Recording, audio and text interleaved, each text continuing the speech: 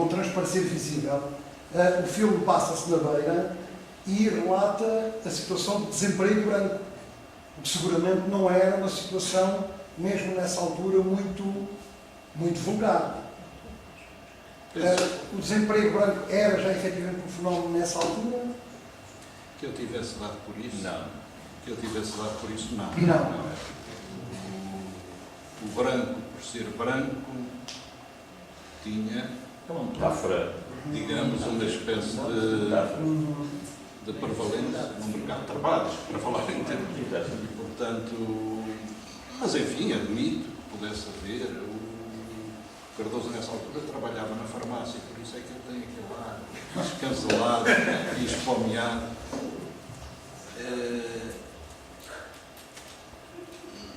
Não me parece que... Mais tarde, sim. Mais tarde, nos anos 60 e tal, o bloqueio do Porto da Beira por causa da independência branca da Rodésia, os problemas começaram a surgir nessa altura, os bancos a apertarem os créditos, as falências, etc. O caminho de ferro para o interior, para a antiga Rodésia, a terem problemas de escoamento, etc., passou a haver alguns problemas. Não digo que a coisa se tenha traduzido em desemprego, não sei, não faço ideia. Branco, não é? Bem, mas o Zeca realmente ia com o Simões, eu como padre que se mantém no Maputo, e eu, dois amadores em todos os sentidos, talvez o Simões menos, fez umas belíssimas fotografias. Todos os fins de semana íamos até ao Chipangara. Mergulhávamos no Chipangara, andávamos por lá, uma convivência, enfim, dentro dos possíveis. Eu filmava, o Simões fotografava, como ele disse, e o Zeca fazia aquilo que eu, em miúdo, fazia quando acompanhava o Subidarra à caça. Ele levava a espingarda e eu ia a fazer de cão. De maneira que o Zeca levava os olhos e os ouvidos, e isso era muito importante, como depois se veio a verificar.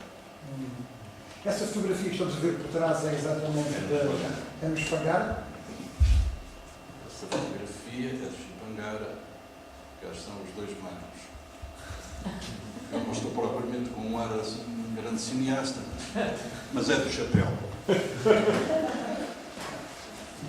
Então vamos fazer. Chipangara. Bem, então vou comentar as fotografias. São só duas. São só 10. Não são só duas. É só para para não dar muito... Pronto. Para não dar muito trabalho aos jovens. Era isto. O que é que está a dizer? Para dizer que só trouxemos duas fotografias, para não lhe dar muito trabalho. Não sou capaz de dizer qual é a parte do Chipangara que estamos a filmar, porque realmente, às tantas, já conhecíamos um pouco de conhecer conhecimentos sobre isso, mas muito perto do mercado africano, uma barra bem como a Coelho, eu acho que o Zeca aí começou realmente, ainda no Maputo, a ouvir esses ritmos africanos. E depois na Beira também. Assim que eu compõe mais tarde, a canção para Tchê, Sim. Miguel Tchê, e no outro tinha aqueles novos. Lá no Espangara. Mas depois. E o Lourenço Marques era a mesma coisa que se via no Beira, não? Tinha diferenças significativas? Sim, havia uma rádio que difundia nos dois, em qualquer sítio, não é? Que se ouvia através da rádio, não é? Tinha uma hora de música africana. Mas há uma transcrição qualquer do livro dos Bolsos, não estou em erro, num dos sítios em que se Chamava-se ouvia Rádio permanentemente...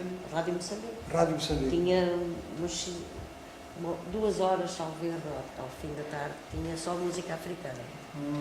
Eu tenho ideia de ter lido uma transcrição em que se ouvia permanentemente timbilas ou coisa parecida. Sim, mas isso é outra coisa, isso não é na rádio, isso era as Era pessoas no que tocavam sítio mesmo. Sim.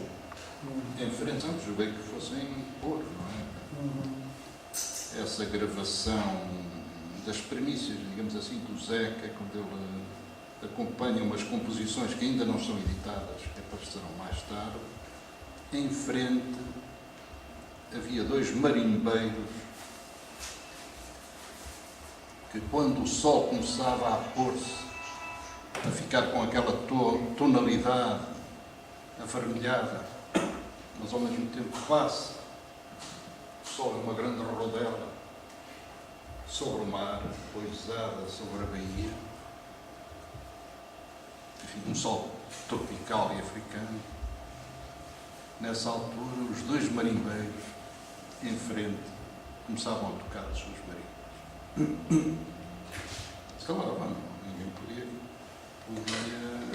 Não sei se podemos pedir à nossa equipa aí de sonoplastia que passasse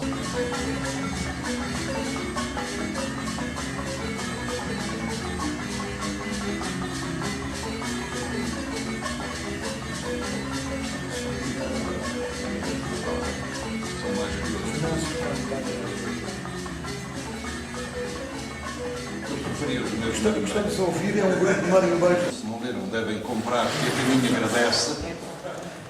O Zeca esteve, esta vez a que nos referimos, é a segunda vez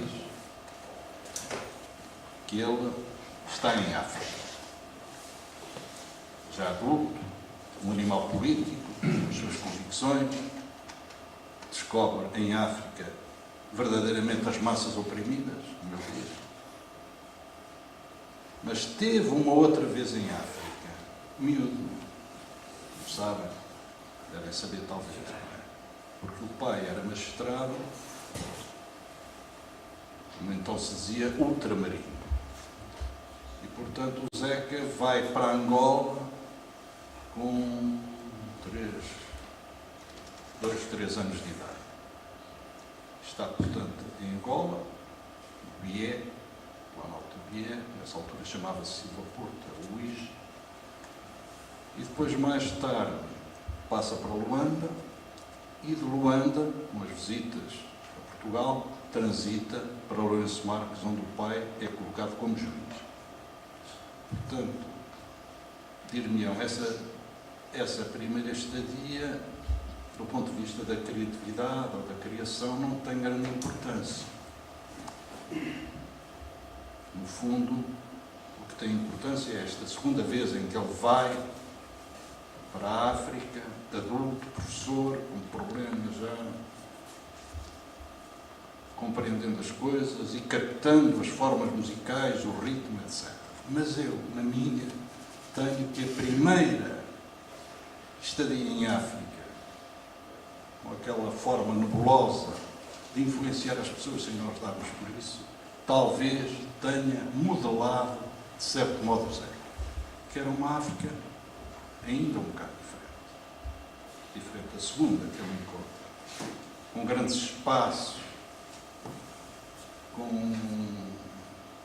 com imaginação infantil a vaguear por esses espaços, e ninguém me tira da cabeça que isso terá moldado a maneira de ser do Zeca ao longo da vida. Claro que é uma mania minha, provavelmente até nem será assim. Passou-se isto em 1900,